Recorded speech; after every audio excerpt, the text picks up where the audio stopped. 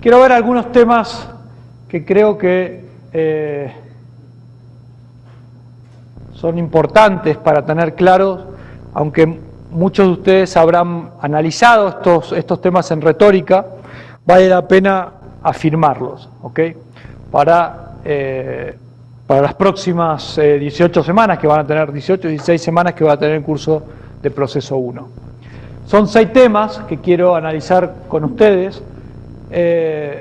Como ustedes ven, muchos de estos temas probablemente la gran mayoría han analizado en un libro, capítulo 15 del libro de la acción humana de Mises, o en el libro de Henry Hazlitt, Economía en una lección. Quiero ir analizando uno por uno para llegar al tema que me interesa más, que es ver la utilidad del sistema de precios, ¿sí? Y qué sucede cuando el sistema de precios no funciona o no opera en una economía. El primer punto que tenemos que tener claro, y creo que ya está claro, pero vale la pena insistir, es que todos nosotros actuamos en función de una escala de valores, una escala de necesidades. Y esa escala de valores o escala de necesidades, que es infinita, todos nosotros vamos poniéndole prioridades a esas necesidades. Hay necesidades más importantes y menos importantes, más urgentes y menos urgentes. Seguramente cuando se despertaron hoy, 5, 6, 7, 8, 12 de la mañana, no lo sé, pero hicieron algo, ¿sí? Y esa acción que cometieron fue en función de esa lista de necesidades que seguramente fue cambiando a lo largo de las horas del día. Y a medida que ustedes vayan teniendo cada vez más años, se darán cuenta que sus necesidades van modificándose y que cosas que eran importantes dejan de serlo y viceversa, ¿sí? Y todas estas necesidades tienen diferentes valoraciones. Y esas valoraciones son propias de cada uno de nosotros. ¿Qué quiero decir? Que nadie puede indicarnos a nosotros que estamos equivocados porque creemos que podemos satisfacer una necesidad de tal manera. Puede ser que estemos equivocados, pero esa valoración la ponemos cada uno de nosotros, ¿sí? Me interesa hacer más o menos tal cosa. Quiero hacer algo antes de hacer otra cosa, ¿sí? Prefiero satisfacer una necesidad con determinado producto y no con otro. Y nos vamos equivocando, ¿sí? Y vamos corrigiendo ese error permanentemente, ¿sí? Entonces esto como primer punto, ¿sí? Esa escala de necesidades, como su nombre lo indica, esa escala tiene necesidades de diferente valor para cada uno de nosotros. La mayoría son mujeres y por suerte quizás para los hombres, o no lo sé, pero muchos de ustedes tienen novios o han tenido novios y van a tener novios y en algún momento o no se van a casar y se van a casar muchas veces y se van a dar cuenta que van a ir cambiando sus gustos con respecto a muchas cosas. Cosas que hoy no aguantan, no soportan de unas personas, después sí las van a empezar a soportar y viceversa, ¿sí? Si alguna de ustedes o alguno de ustedes tiene hijos en el futuro, se van a dar cuenta que sus necesidades van a ir cambiando, van a valorar cosas que hoy no le dan el más mínimo sentido y hoy cosas que tienen mucho valor no van a tener en el futuro, ¿sí? Otro punto importante, que es casi una obviedad, pero esta lista de necesidades, que son fines a los cuales uno quiere alcanzar y satisfacer, se enfrenta con maneras de llegar a esos fines o de satisfacer esos fines. Son los medios. ¿Ustedes por qué están estudiando en la universidad? Bueno, porque les gusta la carrera, además porque vienen y conocen gente, hacen amigos, y además porque están buscando herramientas, medios para en el futuro poder ganar dinero, por ejemplo, ¿no? Seguramente. O sea, uno no solo estudia por una razón, sino porque por lo general son varias las razones. Pero una de las causas por las cuales uno estudia es porque quiere adquirir ciertos medios, ciertas herramientas, ciertos instrumentos para el día de mañana poder desempeñarse y, digamos, cooperar en sociedad en términos de poder ofrecer un servicio para después poder ir a comprar cosas al supermercado, irse de viaje, alimentarse, etcétera, etcétera. Ahora, ¿cuál es el problema? Esa lista de necesidades que es infinita, y siempre va a ser infinita, se enfrenta con medios que no son infinitos, son escasos, ¿sí? Si no estuviéramos en un mundo donde los medios fueran escasos, esto sería lo que se llama jauja, si el paraíso, no tendríamos que molestarnos absolutamente de nada. Obviamente que si tuviéramos si la vida no fuera infinita, ahí tendríamos una restricción, ¿sí? Pero imagínense ustedes que hubiera de todo para todos en cualquier momento y que fuéramos inmortales. ¿Cómo nos cambiaría la cabeza, ¿no? La situación, ¿sí? Para no ser tan extremos, imagínense, bueno, los hijos de ustedes probablemente mueran a los 120, 130 años. ¿Y cómo? Es más, nuestros abuelos, ¿hasta qué edad viven? 80, 90 años, tranquilamente. Eso ha ido cambiando la situación en el mundo, ¿sí? Si uno vive más años, tiene que preocuparse por ciertas cosas que antes no se preocupaba cuando se moría en promedio a los 50, 60 años, ¿sí? Y cuando hablo de preocuparnos es de nuevo, porque esos medios son escasos. Tengo necesidades infinitas y esas necesidades las puedo satisfacer con cosas que no son infinitas. Entonces ahí tengo un problema. Ese es uno de los primeros problemas. Un pie de página que quiero hacer. Cuando uno habla de bienestar, está hablando de esa escala de necesidades, ¿sí? Y esa escala de necesidades, que es infinita, lo remarco, nos va indicando si estamos mejor o estamos peor. ¿Qué es lo que sabemos? Y todos podemos estar de acuerdo. Es el criterio objetivo, digamos, del lado del bienestar, del concepto de bienestar. Que a medida que vamos satisfaciendo más necesidades en esta lista, estamos mejor, ¿sí? Independientemente de cómo vayamos a satisfacer esas necesidades. Las necesidades más urgentes las puedo satisfacer y voy urgentes. La gente que vive mejor, ¿qué le está pasando? Puede satisfacer más necesidades de la gente que vive peor. Esa es la diferencia. Ahora, también hay un criterio subjetivo, que esto es propio de cada uno de nosotros, es individual. Que cómo vayamos a satisfacer esas necesidades depende de cómo valoremos aquellas cosas que pueden satisfacer esas necesidades. Hay gente que dice, bueno, tengo sed, ¿con qué voy a satisfacer esa necesidad? Algunos toman agua, otros toman cerveza, whisky, algunos tomarán combustible, no lo sé. O sea, la gente satisface una misma necesidad de diferente manera. ¿Ok? Hay gente que dice, bueno, me voy a preparar para mi futuro laboral yendo a la universidad. Otros dicen, no, prefiero comenzar a trabajar en una empresa e ir adquiriendo experiencia. O sea, son dos maneras de enfrentar las cosas. ¿Se entiende lo que quiero decir, no?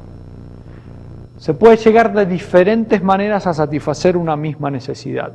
Y eso es una cuestión totalmente subjetiva. ¿Ok? Entonces esto quería mencionar antes de continuar con este punto, que decíamos el primer problema con el cual enfrentamos los seres humanos, por ahora, no sabemos en el futuro qué va a pasar, pero hasta ahora, desde que los seres humanos estamos en este planeta, nos enfrentamos a este problema, que tenemos una lista de necesidades, una escala de necesidades interminable, infinita. Y el problema es que los medios son escasos, ¿sí? Ahora bien, entre las necesidades y los medios, o los factores de producción, hay un proceso de producción. Por ejemplo, sigamos con el ejemplo del agua. Cuando ustedes tienen sed y van a comprar agua a la cafetería, esa botella de agua, ¿cómo aparece? ¿Cómo surge de la nada o hay un proceso de producción? Hay un proceso de producción en el cual intervienen recursos naturales, recursos humanos y bienes de capital. En ese proceso de producción, esos bienes se van transformando y van llegando a la botella de agua, que en algún momento alguien la transporta a la cafetería y la cafetería nos la vende, ¿sí? En ese proceso de producción intervienen muchas personas y intervienen muchos insumos, muchos bienes de capital. Pero en ese proceso de producción, esos medios, de nuevo, son escasos. Ustedes me dirán, bueno, no, pero hay mucha gente en el mundo. Sí, hay mucha gente, pero hay una cantidad limitada de gente. 7.000 millones de personas, más o menos. Ustedes me dirán, no, pero los recursos naturales son inmensos. ¿Cuánta agua hay en el planeta? Si hay mucha agua. Pero hay agua que no se puede tomar en condiciones naturales. Ya existe tecnológicamente la manera de convertir agua salada en agua potable, pero tiene un costo, ¿sí? ¿Qué agua tomamos habitualmente los seres humanos? Que también es procesada. El agua que está no en los océanos, sino en los ríos o en los lagos. Eso es limitado, es un medio, es un recurso natural que está limitado. ¿Se entiende lo que digo, no? Pensemos que si esas cosas son escasas, los bienes de consumo que van a satisfacer las necesidades directamente son escasos. O sea, de algo escaso no puede surgir algo que no sea escaso. ¿Se entiende lo que digo, no? De factores de producción que están limitados no pueden surgir bienes de consumo ilimitados. Entonces, ese es el problema al cual nos enfrentamos los seres humanos.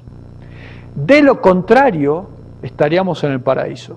O sea, hay de todo, para todos, en cualquier momento, y con solo pensar aparece eso. Eso no sucede, ¿ok? Eso no sucede. Ahora, vayamos a hacer más complejo el análisis, un poquito más complejo. ¿Qué información necesitamos los seres humanos para satisfacer esas necesidades? Necesitamos cierto tipo de información. Primero, ¿qué es lo que vamos a producir? Una persona se puede dedicar a vender hamburguesas en McDonald's o a dar clases en una universidad o a levantar la cosecha de café en el interior del país. ¿Se entiende lo que digo, no? El recurso humano se puede usar de diferentes maneras. Los factores de producción se pueden usar de diferentes maneras. Bueno, pero con esos factores de producción que son limitados, ¿qué vamos a producir? ¿Vamos a destinar los factores de producción a producir más de A o más de B? ¿O todo A o todo B? Son preguntas que nos tenemos que responder. ¿Por qué? De nuevo, como los recursos son limitados, hay que tratar de aprovecharlos de la mejor manera posible. ¿Sí? Imagínense ustedes si en la universidad decidieran construir más edificios como el que tenemos acá. 10 edificios más. ¿Ustedes creerían que esos factores de producción con los cuales se construyan esos edificios estarían bien utilizados? Probablemente no, porque la cantidad de alumnos en la Universidad Marroquín por ahora es la adecuada en función de las prestaciones de la Universidad Marroquín. ¿Sí? Imagínense una universidad que habitualmente le sucediera esto. ¿Qué parte del auditorio está ocupado? 10, 20%. ¿Sí? Yo me acuerdo cuando fui a estudiar a España, uno se encuentra en España y en el resto de los países europeos, muchos más, que en las universidades uno camina solo durante varios minutos y llega a las aulas y está con 4 o 5 personas en aulas muy grandes. ¿Qué pasó ahí? Bueno, es que esas universidades estuvieron construidas en función de una población de alumnos que hoy no existe. ¿Por qué? Porque la gente cada vez tiene en esos países menos hijos. Y si tiene menos hijos, obviamente las aulas de las universidades van a estar menos pobladas. Claro, bueno, pero ya está construido eso, ¿sí? Ahora bien, en alguna universidad hoy tendrían que construir para una población que no existe. O sea, no, eso sería despilfarrar recursos. Lo que está construido ya está. Que voy a tirar abajo el edificio, construir uno nuevo, muy costoso. ¿Se entiende lo que digo, no? O sea, hay que saber qué productos o qué servicios hay que hacer, porque hay que aprovechar al máximo los recursos escasos que tenemos. ¿A ustedes les daría lo mismo estudiar la carrera que están estudiando en 5 años o en 20? No, no es lo mismo. Como el tiempo es breve, la vida es corta, bueno, no, 80 años, bueno, pero 80 años no son 800 años, ¿sí? Es más corto 80 que 800. Entonces hay que aprovecharlo de la mejor manera posible. Ahora, algún chiflado dirá, bueno, no, entonces hagamos carreras de 5 minutos. No, pero 5 minutos nadie puede estudiar una carrera de manera seria, ¿sí? Tampoco pasarse 50 años estudiando, ¿sí?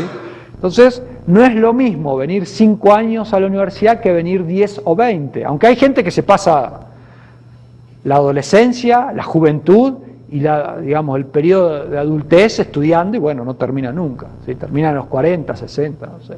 Pero eso es aprovechar mal el tiempo quizás. ¿Cuánto? Decidí fabricar motos. ¿Cuántas motos hay que fabricar? 1 millón de motos, 100.000 motos, 50 millones de motos. ¿Cuántos edificios hay que construir? Voy a poner el ejemplo español. En España hay algo actualmente hay un producto que no se puede vender y se ha construido en exceso, que son casas, viviendas, edificios, casas, etc. ¿Cuántas casas, cuántos inmuebles, para ser más precisos, o sea, apartamentos y casas, se construían en España por año? Más de lo que sumado se construía en Inglaterra, Alemania y Francia. Uno a simple vista dice, estaban totalmente locos. No, bueno, pero estaban locos visto desde ahora, que ahora están totalmente desocupados. Pero en su momento, las empresas constructoras que construían esa cantidad impresionante de viviendas, lo hacían pensando en ¿qué? De que el negocio era rentable. O sea, que lo iban a poder vender y recuperar el costo y tener una ganancia. ¿Se entiende lo que digo, no? Hacia el año 2008-2009 se empezaron a dar cuenta que se habían sobreexpandido, habían producido casas que eran demandadas, pero en exceso. Lo mismo pasa en Estados Unidos. ¿Por qué en Estados Unidos las propiedades bajaron tanto? En algunas ciudades hasta el 50, 60, 70%. Es muchísimo.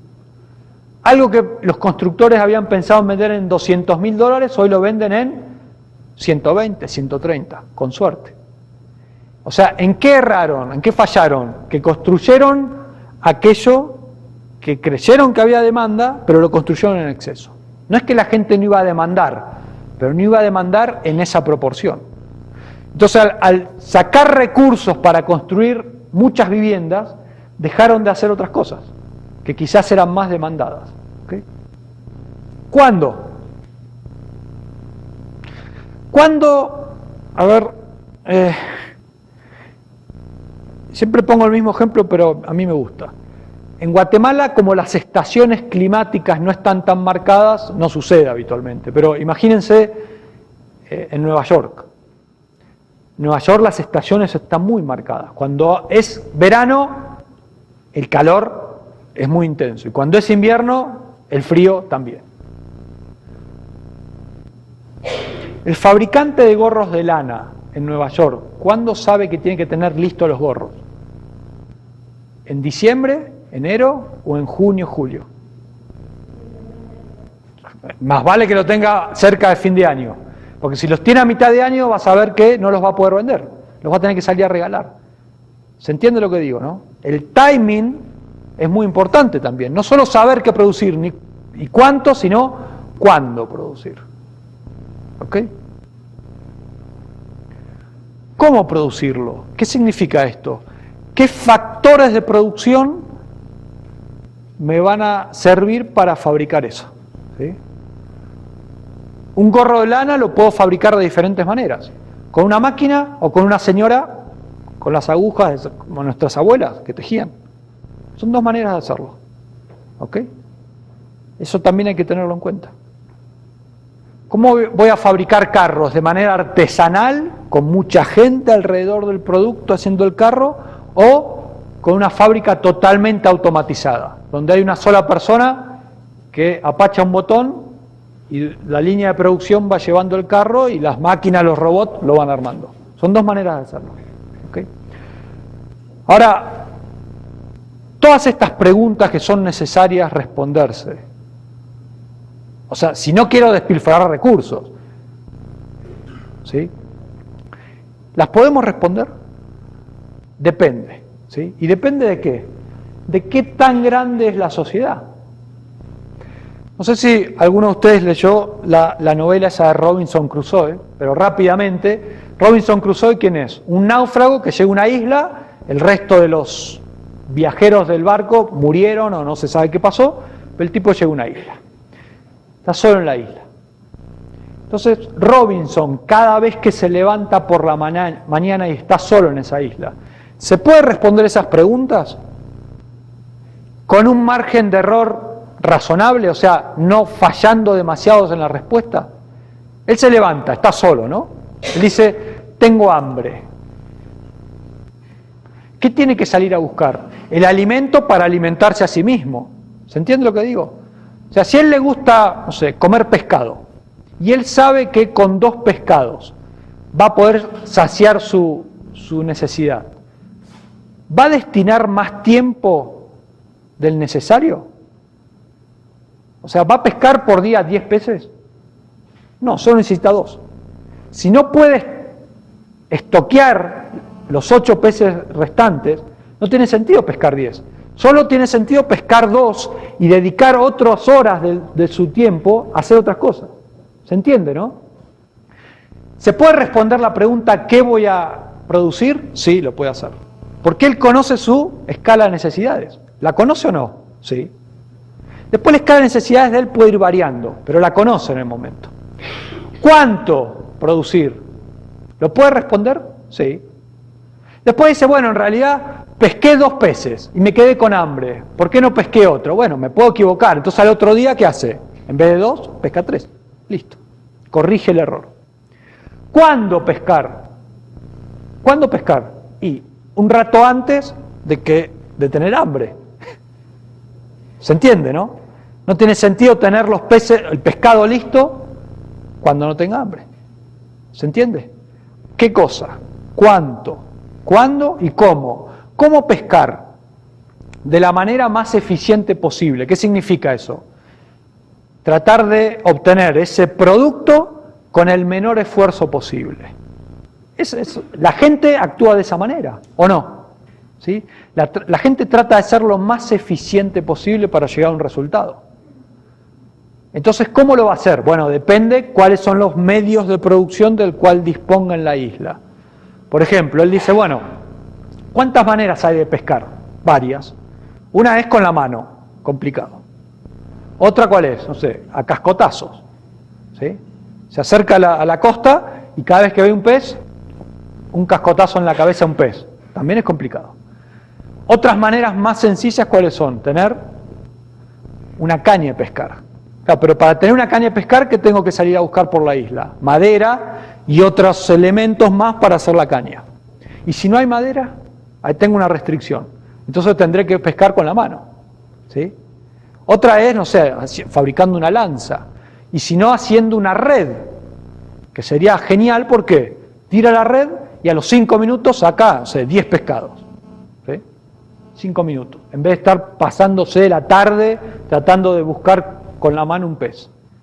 Claro, el tema es que tiene que ver si en la isla existe el insumo, el factor de producción para hacer la red. ¿Sí? No sé, que serán las lianas de los árboles. ¿Se acuerdan que Tarzán se pasaba de liana en liana? ¿Sí? Con la mona chita era. Bueno, eso. ¿Existe ese árbol en la isla para hacer la red? No lo sé. Pregunta, ¿Robinson puede tener la información de esos medios de producción para fabricar la red? Sí. ¿Qué es lo que tiene que hacer? Salir a recorrer la isla. Si no es muy grande, sale a darle un vistazo a la isla. Y se va a dar cuenta, a medida que vaya recorriendo, con qué medios de producción dispone.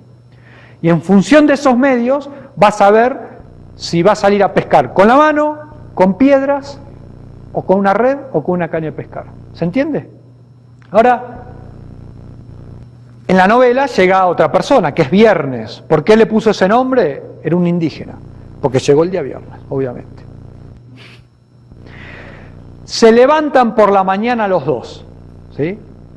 ¿Se pueden responder las mismas preguntas que se respondía Robinson? Sí, no hay problema, ¿sí? Están los dos, cara a cara, dice, ¿cuánta hambre tenemos? ¿Cómo vamos a saciar el hambre? ¿De qué manera? ¿Cuándo? ¿Cómo? No es demasiado complejo. Va llegando más gente a la isla, más náufragos, gente que tiene ganas de verlo a Robinson a viernes, no lo sé, no importa. 50 personas. ¿Pueden ir respondiéndose esas preguntas? Bueno, se va volviendo cada vez más complicado. Imagínense, estamos nosotros. Ya es cada vez más complicado porque nos tenemos que juntar a la mañana y decidir cómo vamos a hacer tal cosa, cuánto vamos a producir, qué cosas vamos a producir. Ahora, en sociedades más extensas, miles de personas, cientos de miles de personas, millones de personas, ¿cómo hacemos? Es imposible. El Estadio Maracaná de fútbol de Brasil, que dicen que es el más grande del mundo, alberga 100.000 personas. Los brasileros son 200 millones. ¿Cuántos Maracaná necesito para juntar a los brasileros y que en una asamblea, votando, no sé cómo, a mano alzada, decidan qué es lo que van a producir, cómo, cuándo? ¿Dónde? No, imposible. No es un sistema muy práctico. ¿Se entiende lo que digo? No es un sistema muy práctico. Entonces, hay que buscar otro sistema. Otro sistema como una red de comunicación para vincular toda esa información que tenemos cada uno de nosotros. ¿Qué información tenemos? Esa escala de necesidades, por ejemplo. Que hay necesidades más urgentes y menos urgentes. ¿Se entiende? Los empresarios, los productores, ¿qué van a tener que producir? Aquello que la gente necesite con mayor urgencia, pero además esté dispuesto a pagar por eso. Siempre pregunto, ¿no? ¿Todos nosotros necesitamos un jet privado? Sí, necesitamos, ¿sí? Para irnos de vacaciones, para venir a la universidad, ¿sí? ¿Cuántos de nosotros lo podemos pagar? Seguramente que muchos menos de lo que necesitamos.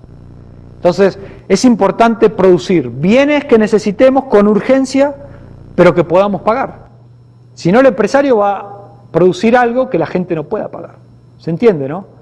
Ir a vender Rolls Royce a Etiopía no es un negocio muy rentable. ¿Sí? Vender gorros de lana en Nueva York en junio no es un negocio muy rentable. Dar clases de economía en la Marroquín en chino mandarín no es un negocio rentable. ¿Se entiende? Es decir, tengo que tener cierta información para que los recursos no se despilfarren. O sea, dado que los medios, de nuevo, son escasos, tengo que aprovecharlos de la mejor manera posible. ¿Qué significa eso?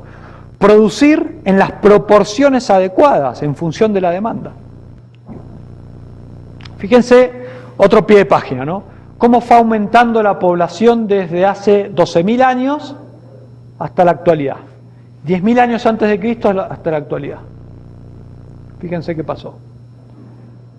8.000 años antes que Cristo naciera, 80 siglos antes del nacimiento de Cristo, ¿cuánta gente habitaba el planeta Tierra? Menos gente de la que habita hoy Guatemala. 8 millones de personas. Nada. Cuando comienza la era cristiana, éramos 200 millones de personas. Nada. 200 millones de personas tiene Brasil hoy.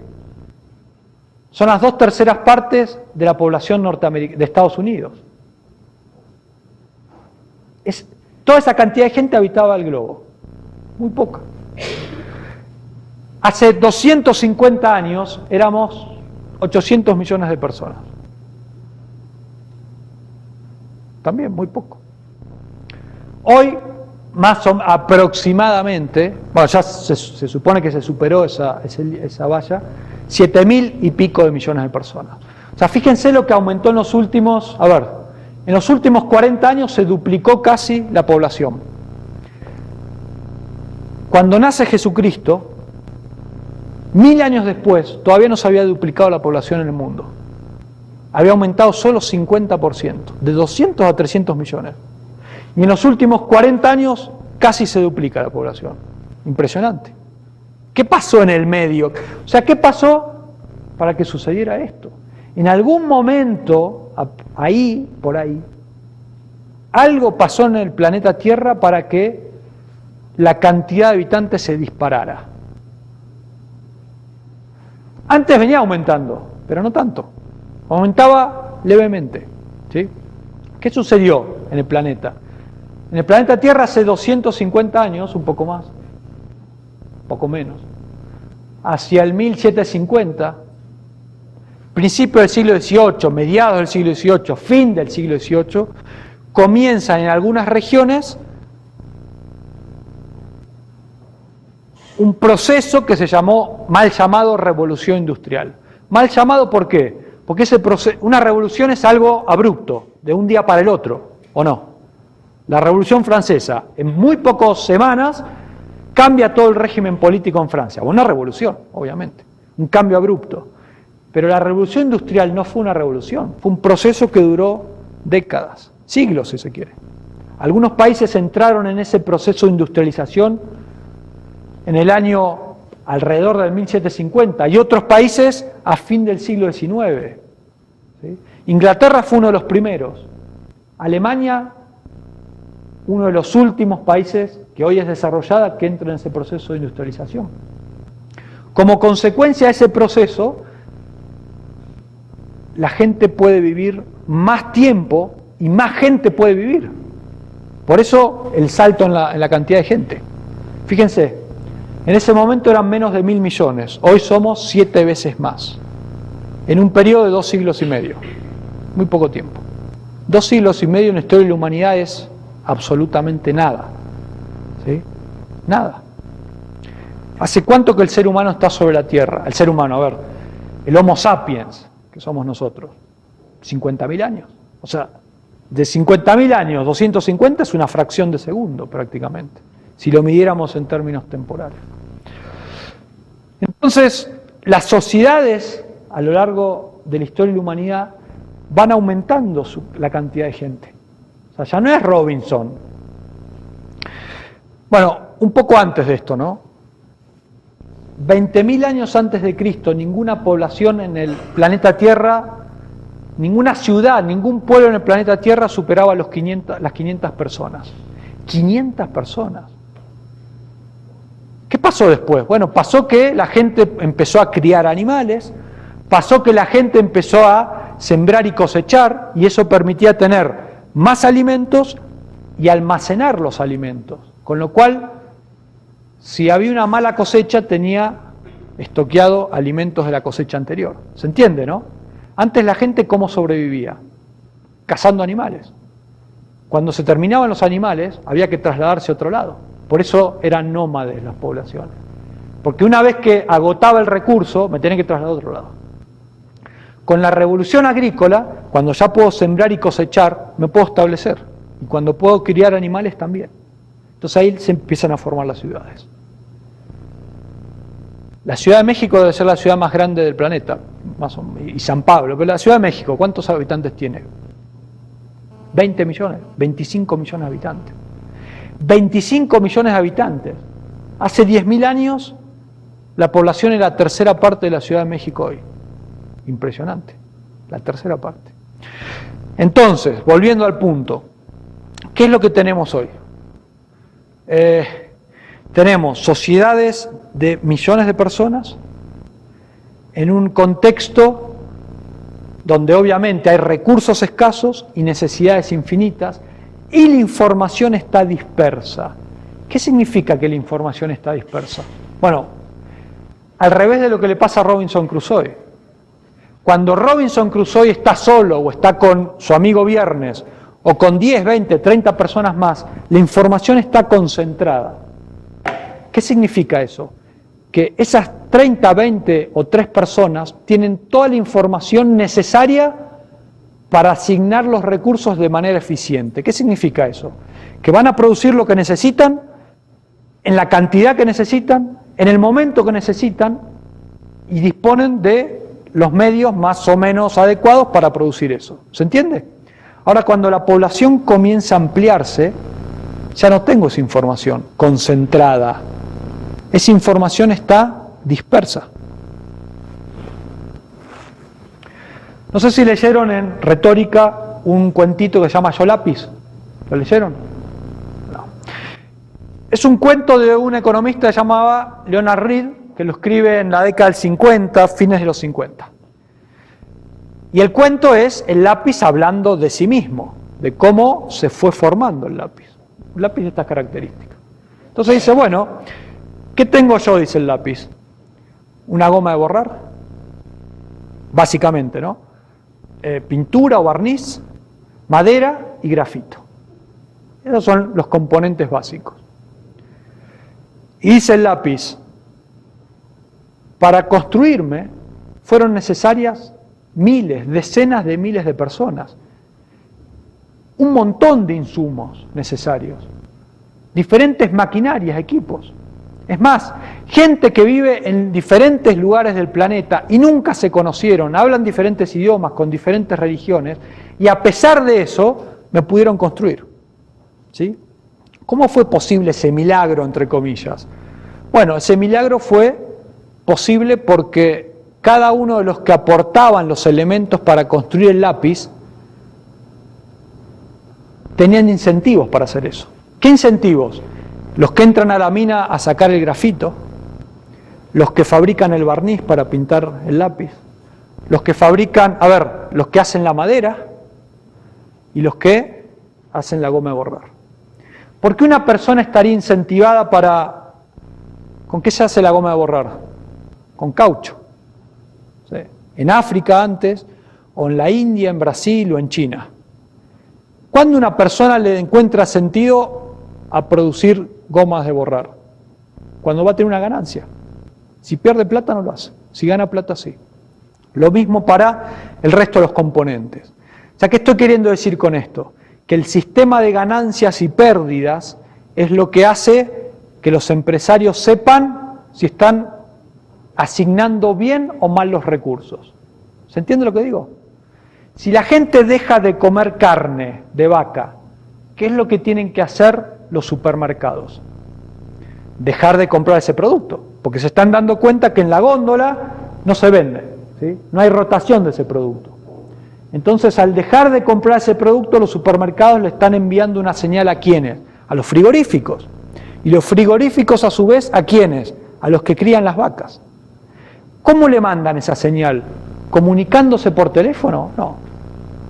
Es un sistema mucho más rápido, menos costoso, con información verdadera. ¿Cuál es? El sistema de precios. ¿Qué es lo que va a pasar si en el mundo la gente se va volviendo, imaginémonos, ¿no?, vegetariana, de a poco? ¿Qué pasa con el precio de la carne de vaca? Va a ir cayendo. Esa señal es contundente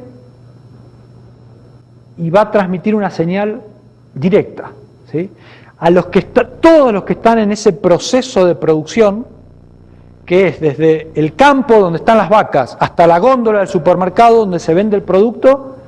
Todos esos se van a enterar de que ya no es más rentable estar en el proceso, cuando empieza a caer el precio de la carne. ¿Se entiende lo que digo?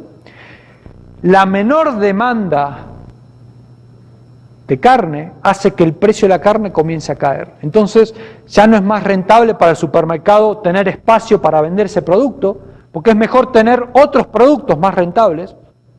Ya no es rentable para el frigorífico faenar carne de vaca, quizás faenar que otra cosa, carne de cerdo, no lo sé, hacer un circo dentro de un frigorífico, no sé, utilizar ese lugar para otra cosa, para poner una fábrica de gomas de mascar, qué sé yo, para fabricar lápices, lo que sea. Y el que está criando la vaca, le llega también la señal de que ya no es más rentable estar en ese proceso de producción. Entonces el señor que cría la vaca, ¿qué va a hacer? Criará cerdos, utilizará la tierra para sembrar y cosechar cereales o lo que fuere. ¿Se entiende lo que digo? O sea, el sistema de precios es como Internet. ¿Sí? Es una gran red que comunica información. ¿Cómo hace el que cría vaca para comunicarse con el señor que se volvió vegetariano? A través del sistema de precios. Hablan otro idioma quizás, están en dos sitios diferentes del planeta, pero están comunicados por el sistema de precios. El señor que se vuelve vegetariano le está mandando una señal al que cría la vaca, de que ya no es más que no tiene que hacer eso, porque ya no es más rentable. Entonces, si el señor que cría vacas insiste en seguir haciendo eso, va a tener pérdidas y en algún momento va a quebrar. ¿Se entiende lo que digo, no? Porque bueno, no quiso ver la señal, o esa señal de pérdida empresarial no le dio importancia. En algún momento el señor este va a quebrar. Imagínense si ustedes de celular, ¿cuántos mensajes por celular hacen diariamente? 10, 20, 30, 40, ¿no? Por día, por lo menos, 50, qué sé yo. Imagínense, seguramente van a cenar dentro de 6 horas, 5 horas, entonces le mandan a su mamá, a su papá, un mensaje. No me esperen a cenar, ¿sí? Vuelvo mañana, por ejemplo. Puede ser. ¿Qué pasa si el mensaje no llega hoy? Cuando se hace la hora de cenar, 8, 9, 10 de la noche, y ustedes no llegaron, sus padres se van a preocupar y van a salir a buscarlos. ¿Ese sistema es bueno? No, no es bueno. Si el mensaje llega mañana, no es un buen sistema de comunicación. Ahora imagínense que, de nuevo, ustedes escriben, no me esperen para cenar. Y sus padres reciben dentro de 15 segundos el mensaje, pero un mensaje totalmente diferente que dice, espérenme para cenar, que voy a ir con 10 amigos. No solo no llegan, sino que su madre y su padre prepararon una cena para 10 más. Tampoco es un buen sistema de información. El sistema de precios se lo tiene que dejar operar libremente. ¿Por qué? Porque si se lo empieza a toquetear, intervenir, va a mandar señales erróneas. Ejemplo, de nuevo. Como todos nos vamos volviendo vegetarianos, el precio de la carne comienza a bajar. Imagínense que el gobierno dice, no quiero que baje el precio. ¿Por qué? Porque muchos que están en el proceso de esta cadena de producción van a quebrar o van a tener que esforzarse para pensar en qué nuevos productos o servicios ofrecerle a la población. Entonces, si el precio de la carne estaba a 10 y comienza a bajar, dice el gobierno, lo dejamos en 10. Ahora, si no hay demanda para esos productos, para la carne de vaca, y el precio no baja, ¿cómo el señor del frigorífico sabe que algo está pasando? Que no debería seguir insistiendo en faenar vaca. Nunca se va a dar cuenta porque el precio sigue en 10. El señor que cría vacas en el campo nunca se va a dar cuenta que ha dejado de ser rentable el negocio. Se va a dar cuenta, pero porque no le compran más, pero el precio nunca le va a mandar esa señal. Entonces, cuando en el mercado se intervienen los precios, se puede generar este tipo de problemas. Nunca me llega la información. Como sus padres la reciben después, la información en el mensaje de texto, o reciben en los tiempos normales, pero con otro mensaje. Es exactamente lo mismo. Les voy a poner un ejemplo que pasó en mi país, en Argentina. Hace 6, 7 años el gobierno puso un control de precios sobre la carne. Precio máximo. Si la carne costaba 10, dijo 5.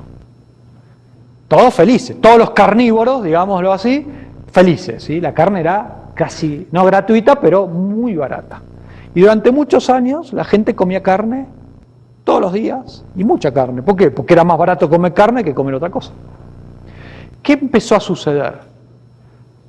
Todos los que fabricaban carne empezaron a dejar ese producto, de producir ese bien. ¿Por qué? Porque ya no es rentable. Y en un momento dejó de haber carne. Entonces, hoy en Argentina, ¿sí? Que se caracteriza por una cosa, por tener carne, o por haberla tenido. Hoy en Argentina tenemos menos carne y mucho más cara que inclusive Guatemala, que no es un país, Guatemala, que se caracteriza por tener un stock ganadero importante. Entonces, fíjense cómo ese control de precios a la larga va matando o va mandando señales equivocadas. ¿Qué diablos hicieron estos que criaban vacas? Se dedicaron a hacer otra cosa, que era mucho más rentable: trigo, maíz, soya. Entonces dejaron de utilizar recursos, la tierra y recursos humanos, gente, en producir carne y ahora producen otra cosa. ¿Sí? Y en un momento, en las góndolas del supermercado dejó de haber lo que antes había barato. ¿Sí? Hoy no hay. Hoy si se quiere conseguir carne hay que pagar un precio mucho más elevado. En enero del 2010 la carne aumentó en un día, me acuerdo, 50%. ¿Sí? En un solo día. Y después sigue aumentando con el tiempo. Pero a pesar de, como está prohibido importar carne, entonces hoy tenemos poca carne y muy cara. Esa es la situación actual. Entonces ese control de precios va alterando ese sistema de información. Es como, de nuevo, si los mensajes de texto que mandamos con celular no llegan en el tiempo adecuado o llega cambiado. ¿Sí? Imagínense ustedes si sus padres reciben un mensaje de texto de ustedes en chino. No sirve. ¿Sí? Mamá, hoy a la noche voy a cenar. Se lo mandan 10 de enero. Llega en Navidad el texto. Tampoco, no tiene ningún sentido. El sistema de precios, si se lo deja funcionar, es un sistema de información barato, rápido y que transmite información real. Si el precio de la carne está bajando porque la demanda de carne bajó, listo, es suficiente para mandar una señal contundente a que todos los que están en ese proceso se empiecen a dedicar a otra cosa. ¿Se entiende lo que digo? A ver, vamos a ponerlo con otro ejemplo. Imagínense ustedes que hay una peste que les agarra a las vacas y la oferta de vacas, el stock de vacas comienza a bajar en el planeta. ¿Qué va a pasar con el precio de las vacas? También va a subir. ¿Sí? Sube. Esa señal es muy necesaria. ¿Por qué? Porque esa es una señal que le va a decir a los productores qué cosa. Encuentren la manera encuentren una vacuna para que esa enfermedad de las vacas desaparezca. ¿Sí? Y el incentivo que tienen los productores de carne, ¿cuál es? Que el precio está subiendo. Ese es el punto. ¿Sí? El sistema de precios genera incentivos. ¿Qué significa? Muchos de ustedes, o la mayoría de ustedes, o todos ustedes, en algún momento se van a graduar. ¿Cuántos años habrán pasado estudiando acá? 4, 5, 6, más o menos. Imagínense que cuando salen y empiezan a buscar trabajo, el salario máximo que pueden llegar a tener son 10 quetzales al año. ¿Tendría sentido pasarse 4, 5, 6 años de su vida estudiando para tener un salario de 10 quetzales al año? No tiene ningún sentido. ¿Sí? Fíjense, el sistema de precios está generando incentivos. ¿Por qué ustedes están estudiando acá? Porque tienen la expectativa de que este esfuerzo tenga una recompensa en el futuro. Y una recompensa suficiente para compensar estos costos. ¿Se entiende lo que estoy diciendo, no? ¿Sí? El sistema de precios me permite comparar precios de venta de bienes y servicios contra los precios de los factores de producción, o como se dice habitualmente, costos. ¿Sí? Imaginémonos que esto es la economía de Guatemala. Con todos los factores de producción que dispone Guatemala, recursos humanos, naturales y bienes de capital, puedo fabricar dos cosas, café o carros. En diferentes proporciones, puedo hacer mucho café o menos café. Esto que ustedes ven acá es la frontera de producción. ¿Qué es la frontera de producción? Es el máximo que puedo fabricar de carros con determinada cantidad de medios de producción. ¿Qué significa esto? ¿Puedo fabricar 500 carros y 100 toneladas de café, o sea, a este punto? No. ¿Por qué no lo puedo hacer? ¿Porque me falta gente? ¿Porque me faltan recursos naturales? ¿O maquinarias? ¿Se entiende? Si quiero fabricar 500 carros, solo puedo tener 60 toneladas de café. Si la gente empieza a estudiar más y necesita más café para mantenerse despierto a la noche, aumento la producción de café. ¿Pero qué tengo que hacer? Destinar recursos que usaba para fabricar carros y llevarlos acá para fabricar café. O sea, tengo que hacer menos carros. ¿Ok? Pregunta. Esto es fácil, porque esto es una mini economía donde hay dos alternativas. Pero con los factores de producción que hay en Guatemala, ¿cuántos bienes y servicios se pueden hacer? Miles, decenas de miles. ¿Cómo sabe el empresario cafetalero o el dueño de una empresa automotriz si vale la pena fabricar 500 carros, 350 carros, 60 toneladas de café o 100? ¿Cómo sabe? Por las ganancias y las pérdidas, nada más. Utilicé recursos, invertí capital, contraté gente, insumos para tener 100 toneladas de café. Y puedo vender solo 60, que sea rentable. ¿Qué tuve acá? Un exceso de producción. ¿Me voy a dar cuenta o no? Sí, me voy a dar cuenta cuando esas 40 toneladas no las pueda vender. Y ustedes me dirán, bueno, pero las puedo vender a un precio más bajo. Sí, pero cuando yo hice las 100 es porque la quería vender cada tonelada a $10, no a $5. ¿Se entiende lo que digo, no? Entonces ahí me doy cuenta que tuve una pérdida o tuve una ganancia menor a la esperada.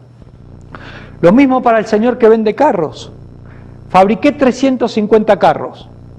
Cada uno le iba a vender a $10.000 en un lapso de 6 meses. A las 2 semanas vendí todos. ¿Qué pasó? Y que a ese precio podría haber vendido mucho más carros, 500. Me lo sacaron, como se dice, me sacaron el producto de las manos. ¿Qué es lo que sucedió? Al revés de lo que sucedió en este sector. Acá había sembrado y cosechado más de lo que la demanda esperaba y acá menos. ¿Sí? Podría haber vendido más. O sea, dejé de ganar. ¿Se entiende lo que digo? Entonces el empresario, cuando se da cuenta de este error, sea que haya perdido o haya dejado de ganar, va ajustando sus acciones. Imagínense que ustedes, cuando se gradúen, dicen, ¿y por qué no estudié en otro lado donde en vez de 6 años me hubiera recibido en 3 años? Eso puede ser, puede pasar. Si permanentemente suceden este tipo de cosas, ¿sí? Ahora, cuando ustedes entraron a la Marroquín, entraron porque suponían que era la mejor decisión que podían tomar. Cuando el señor que fabrica carros fabricó 350 y no 500, es porque supuso que solo podía vender a $10.000 350. ¿Cuándo se dio cuenta del error? Después, obviamente. Pero eso es lo importante del sistema de precios. El sistema de precios que permite saber si estoy ganando o perdiendo dinero, me permite corregir los errores. Lo voy a poner en otros términos. Si no existieran precios, nunca voy a saber si los recursos estuvieron bien utilizados o no. ¿Se entiende lo que digo? Con el sistema de precios puedo equivocarme, pero ese error lo puedo enmendar. Si pudiera haber ganado más dinero fabricando más carros, en el próximo turno voy a fabricar más carros.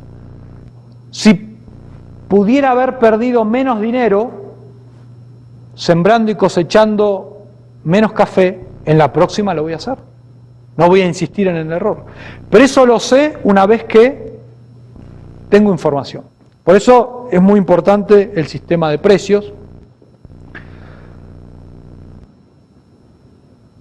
Ese sistema de precios que me va permitiendo conocer los precios de los factores de producción, los precios de los bienes y servicios, y otro precio que no voy a profundizar por una cuestión de tiempo y porque es un tema un poco más complejo, pero la tasa de interés, ¿sí?